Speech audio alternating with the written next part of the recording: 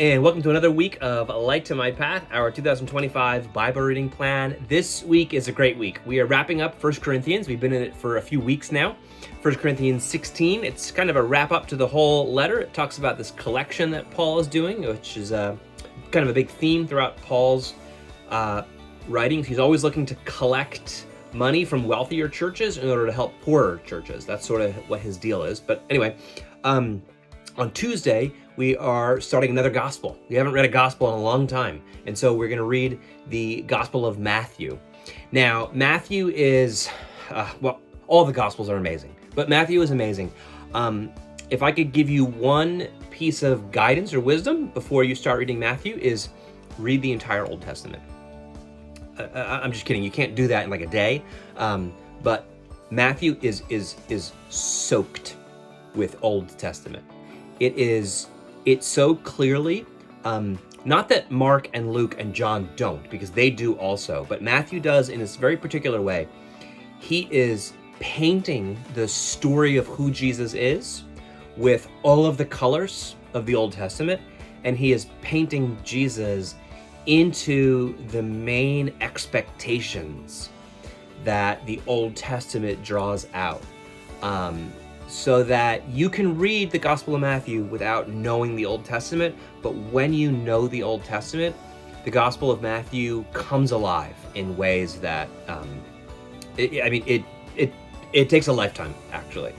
But just, take a look at the genealogy, for instance, in chapter 1. It's not very exciting to read, but when you actually look at it, there's some fascinating things. It starts, an account of the genealogy of Jesus the Messiah, so you learn who Jesus is immediately.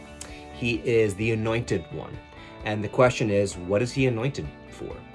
And this is a question that goes all the way back to the beginning of the Bible. He is anointed to be the seed of the woman, the seed of Eve, who would actually defeat evil. This is what he's anointed for. It says he's the son of David and the son of Abraham. And so the genealogy traces Jesus back through two important lines. The line of David, which means that David was anointed. Jesus is going to be some sort of king figure. And so he's the Messiah, he's the king. And then back to Abraham. And Abraham was the one who received God's blessing. Remember that through you and through your seed, through your eventual seed, the entire world will be blessed. All of the families of the earth will find their blessings in you. And so Jesus is painted with the colors of David and Abraham. You could read in his genealogy, it goes all the way back to Abraham. But then you start to read the first few chapters of Matthew and you see these Old Testament themes pouring out again and again, whether it's the birth of Jesus, who he is, he's God with us, the visit of the wise men, these other nations that are streaming in to see Jesus. Him and his family have to go down to Egypt to find safety in Egypt and then come out of Egypt.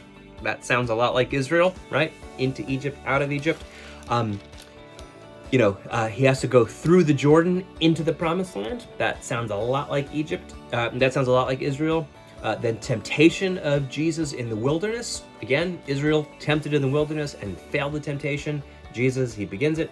And this is the beginning of the kingdom of God. He is coming onto the scene as the Messiah, as the anointed one, as the king, as the bearer of the blessing of God that Israel throughout its history couldn't quite seem to get right, and Jesus gets it right.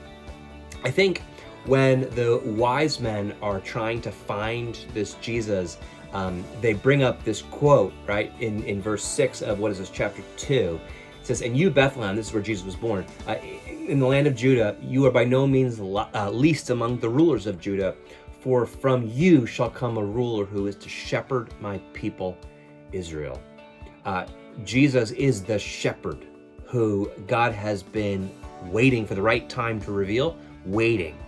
And so all of this is a huge introduction to the Gospel of Matthew.